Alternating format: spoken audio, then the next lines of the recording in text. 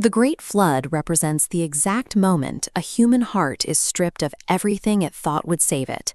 It is an anatomy of total loss. Psychology identifies a specific error in our design called the illusion of control.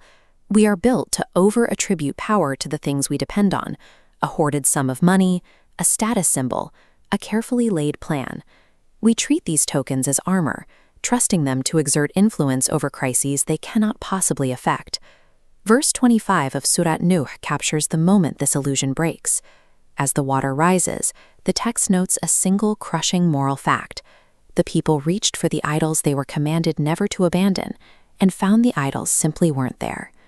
To the heedless, this sudden absence of helpers is pure terror. But Sufi mystics identify this state as faqr, or blessed poverty, the deliberate letting go of every earthly support until only the true helper remains.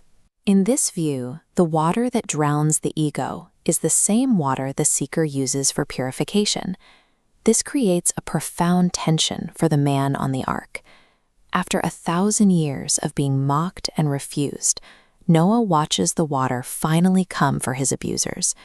We expect a human to gloat or to shrink into a bitter silence.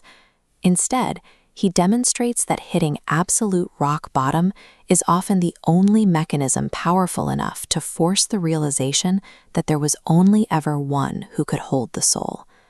Before the water recedes, Noah speaks a severe prayer. In verses 26 and 27, he asks his Lord to leave not a single denier walking the earth. At first glance, this sounds like the outburst of a frustrated man finally reaching his breaking point. Teachers note Noah's reasoning: these people will only beget the corrupt. He prayed to protect unborn grandchildren from this poison. Modern science agrees. Trauma cascades down family lines, predicting negative outcomes decades later unless an intervention interrupts the flow. In the very same breath as this severe judgment, Noah turns. Verse 28 begins a request for sweeping mercy for himself, his parents, and every believer who would ever live. Noah's harshness acted as a boundary for the future. By asking to stop the cycle of harm, he cleared the emotional ground for his final, widening act of grace. Sufi mystics viewed the specific order of this final prayer as the literal geometry of a purified heart, a series of concentric circles opening outward. The sequence starts with the self: forgive me. Then it reaches backward to honor his parents. It expands again to his household. Finally, the circle pushes to his absolute limit, asking mercy for all believing men and women across human history. This structure mirrors the psychological metric of moral expansiveness. Research indicates people who deliberately widen their circle of concern, moving from the self to the stranger, experience higher levels of life satisfaction and social connection. The very act of praying for the unknown other remakes the one who prays. After 1,000 years of grief, Noah's heart did not shrink, it enlarged.